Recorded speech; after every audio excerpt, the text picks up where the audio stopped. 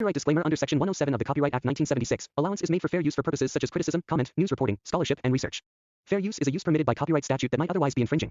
Non-profit, educational, or personal use tips the balance in favor of fair use.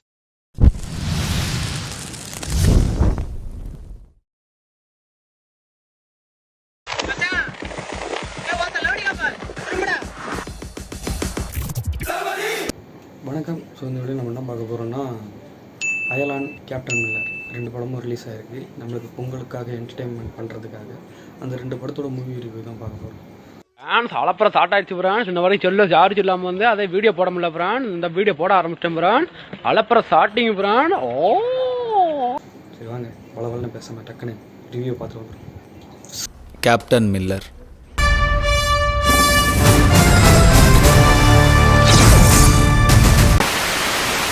ரெண்டு படத்தில் யார் hero அப்படின்னு பார்த்தீங்கன்னா, அயலான் வந்து சிவகார்த்திகேயன் ஹீரோ, கேப்டன் மில்லர் வந்து தனுஷ் ஹீரோ. இது யாருக்கு தெரியாது பாரு. இதெல்லாம் எனக்கு தெரியாதா? போஸ்டரை பார்த்தோன்னே தெரியுன்றாங்களே அப்படின்னு நீங்கள் கேட்குறது எனக்கு கேட்குது.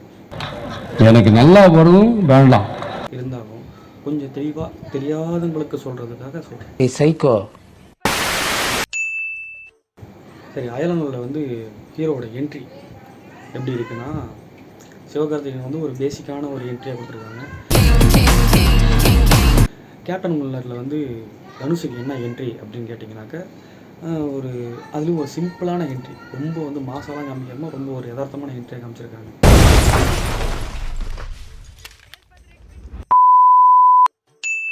அயலானில் வந்து பெருசாக வந்து என்ன சொல்கிறது, பேக்ரவுண்ட் மியூசிக் வந்து அந்தளவுக்கு ஒன்றும் ஸ்ட்ராங்காக இல்லை, ரொம்ப வந்து ஆவரேஜான ஒரு மியூசிக்காக தான் இருக்குது.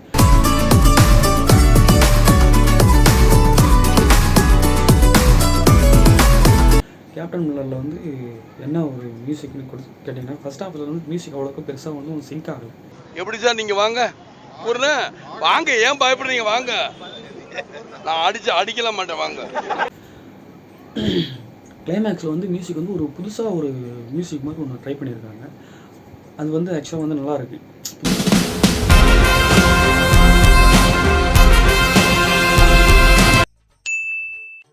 அயர்லாண்டில் வந்து இவர் வந்து ஒரு ஃபார்மர்.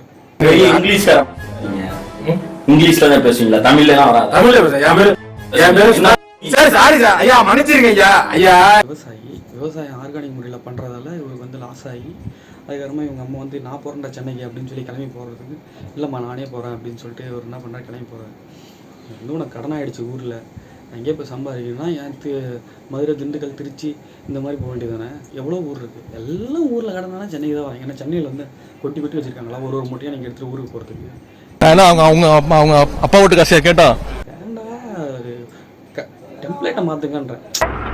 ஒரு நாளைக்கு ஒன்று பெட்ரோல் ஊற்றி கொடுத்துடுறேன். ஐயோ, எதில் விட்டேன் சார், அதெல்லாம் எனக்கு தெரியாது சார். கேப்டன் மில்லரில் வந்து அவருக்கு என்ன ஒரு இதுனாக்க, நாம் வந்து எனக்கு ரொம்ப ஜாம் ஆகுது இந்த காலத்தில் நடக்கிறதுல அது அந்த கதை வந்து. அதனால் இந்த ஜமீன்தார்லாம் இருப்பாங்கல்ல, அந்த ஜமீன்தாருங்களாம் வந்து நம்மளை வந்து ரொம்ப அடிமையாக நடத்துகிறாங்க. நாம் வந்து ஒரு லெவலுக்கு வந்தால் தான் நம்மளை மதிப்பாங்க, நம்ம என்ன ஆகலாம் அப்படின்னு சொல்லி போலீஸ் ஆகலாம், போலீஸ் ஆனால் நம்மளை வந்து ஒரு இதுவாக மதிப்பாங்க அப்படின்றதால இவர் என்ன பண்ணுவார், இப்போ போலீஸ் ஆகலாம் அப்படின்னு சொல்லி ட்ரை பண்ணுவார். போலீஸ் ஆயிடுவார். ஃபஸ்ட்டு ஓப்பனிங் சீன்லேயே ஒரு பொண்ணை பார்க்குறாரு. இவங்களோட வில்லேஜுக்கு வந்து வராங்க. இவங்க வந்து சென்னைக்கு வந்து இவர் வந்து போனோடனே அங்கே இவங்க வந்து யதார்த்தமாக பார்க்குறாங்க, லவ் ஆகுது. இது வந்து காலங்காலமாக நடக்கிற சீன் தான், இதை வந்து பெருசாக சொல்கிறவங்களுக்கு ஒன்றுமே இல்லை. ஆனால் கேப்டன் மில்லரில் வந்து லவ் சீன் வந்து புதுசாக ஒரு சீன் வச்சுருக்காங்க. என்னென்னா, பிரியங்கா மோகன் வந்து நடிச்சிருக்காங்க இதில். அது வந்து எப்படி ஓப்பனிங் சீனில் இதுலேயும் பார்க்குறாரு, எப்படியும் சேம் அதே தான். ஓப்பனிங் சீனில் ஹீரோனியாக பார்க்குறாரு, பார்த்தோன்னே லவ் ஆகுது. லவ் ஆன உடனே இவர் வந்து வில்லனுங்க வந்து என்ன பண்ணுறாங்க, பிரியங்கா மோகனை கொல்றதுக்கு பிளான் பண்ணுறாங்க. அதை வந்து நம்ம ஹீரோ தனுஷுக்கு வந்து தெரிஞ்சிருக்கு. என்ன பண்ணுறாரு, அந்த கோயில் வந்து காப்பாற்றி வெளியே கொண்டு போய் விட்றாரு. வெளியே கொண்டு போய் விட்ட உடனே அங்கே வந்து பிரியங்கா மோகன் லவ் பண்ணுற ஆள் வந்து வெளியே நிற்கிறாப்புல. வெளியே விட்டோடனே இவர் கூப்பிட்டு போயிடுறாங்க. நம்மளால வந்து அப்படி கோயில் வாசல் வந்து ஏக்கமாக பார்த்துட்டு இருக்கேன். ஆஹா, அடே இதுக்காக இவ்வளோ கஷ்டப்பட்டு நான் கூப்பிட்டு வரல. ஏண்டா கனவா இருந்தாலும் ஒரு நியாயம் வேணாமாடா. அயர்லாண்டில் வந்து என்னென்னா, ஒரு ஸ்பார்க்கல் வந்து வெடிக்குது. நம்ம முண்டாசுப்பட்டியில் வந்து ஒரு கல் வந்து வெடித்து கீழே வந்து சாமியை கும்பிடுவாங்க, அந்த மாதிரி இதில் ஒரு ஸ்பார்க்கல் வந்து வெடித்து வருது ஸ்பேஸில் இருந்து. அது வந்து பூமியில் வந்து விழுது. பூமியில் விழுந்தோடனே நம்ம வில்லன் கையில் வந்து இது மாட்டிக்குது. இந்த கல் வந்து ஒரு வந்து பவரான கல், இதை வச்சு நம்ம வந்து நிறைய யூஸ் பண்ணலாம் அப்படின்னு சொல்லிட்டு அவர் என்ன பண்ண ஒரு ப்ராஜெக்ட் ஸ்டார்ட் பண்ணுறாரு. அவர் வந்து ஒரு கண்ட்ரி வந்து ஒரு நாடு என்ன பண்ணுது, அழிஞ்சிது. இது வந்து ஒரு டேஞ்சரான விஷயம் அப்படின்றதால அவர் என்ன பண்ணுறாரு, அந்த நாட்டை அழிச்சிட்டு கிளம்பி வந்து இந்தியாவுக்கு வந்துடுறாரு.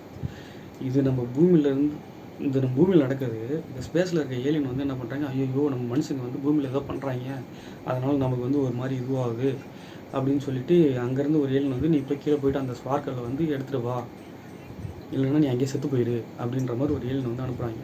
அவனும் என்ன பண்ணுற, ஏலியன் வந்து கிளம்பி இங்கே கீழே வந்துடுறான். வந்த உடனே யார் நமக்கு நல்லவங்க ஹெல்ப் பண்ணுறாங்கன்னு பார்த்துட்டு நம்ம சிவகார்த்திகேயன் தான் அந்த உலகத்திலே ரொம்ப நல்ல மனசுக்காரன்னு சொல்லிட்டு நம்ம சிவகார்த்திகேயன்கிட்ட போய் சேர்ந்து அந்த இதை வந்து ஸ்பார்க்கல் எப்படி எடுக்கிறாரு, எப்படி வந்து மறுபடியும் ஒரு கிரகத்துக்கு போகிறாரு அப்படின்றது தான் கதை.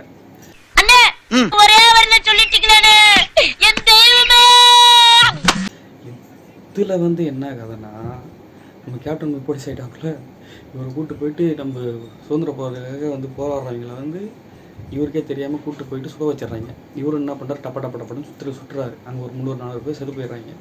அதில் வந்து ஹீரோட அண்ணனும் இருக்காங்க, நம்ம பிரியங்கா ஓப்பனிங் சீனில் கூப்பிட்டு போனார்ல அவரும் இருக்காங்க. அவரையும் சேர்த்து சுற்றுறாரு. இவருக்கு தெரியாது கடைசி வரைக்கும் நம்ம சுட்டது நம்ம அண்ணனை தான், இவங்கள தான் அப்படின்னு சொல்லி தெரியாது. பிரியங்கா பண்ணுறனால தான் தெரியாது.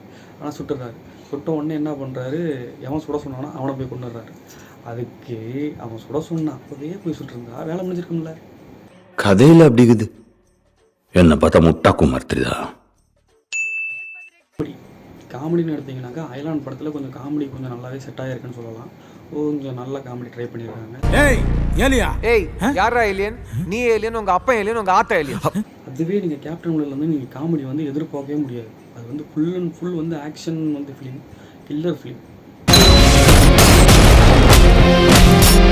அதுக்கு தான் மில்லர் கேப்டன் மில்லர் அப்படின்னு சொல்லி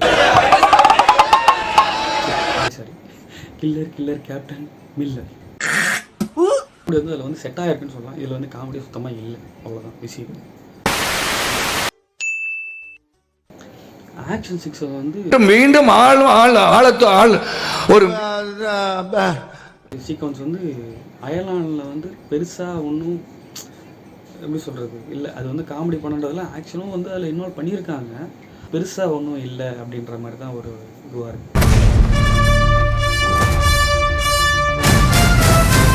கேப்டன் மில்லர் வந்து பார்த்தீங்கன்னாக்கா ஆக்ஷன் சீக்வன்ஸ் எப்படி இருக்குது அப்படின்னு கேட்டிங்கனாக்கா ஆக்ஷன் சீக்வன்ஸ் இருக்குது, கொஞ்சம் நல்லாவே பண்ணியிருக்காங்க. ஆனால் வந்து இன்னும் கொஞ்சம் ஃபோர்ஸ் இல்லை, அந்த கேரக்டர் தாங்குற அளவுக்கு. எப்படி சொல்கிறது, ஒரு அந்தளவுக்கு ஒரு கோவத்தில் இருக்க ஒரு கேரக்டரு சும்மா எவனா பேசினாவே கொள்ளணுமா இல்லையா?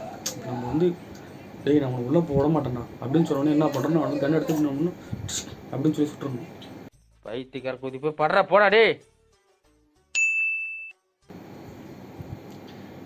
கிளைமேக்ஸ் என்ன வச்சுருக்காங்கன்னா, இவர் வந்து எப்படி அந்த காப்பாற்றி அந்த ஏலியனை அவங்க கிரகத்துக்கு அனுப்புகிறாரு.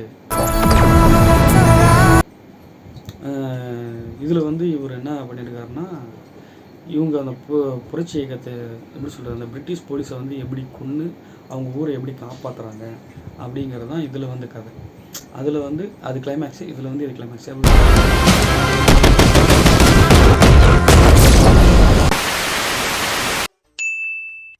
முடிஞ்ச அளவுக்கு இப்போது வரப்போகிற சினிமாலும் சரி, இனிமேட்டு எடுக்க போகிற சினிமாலும் சரி, மேக்ஸிமம் சாங்ஸ் வந்து வைக்காதீங்க.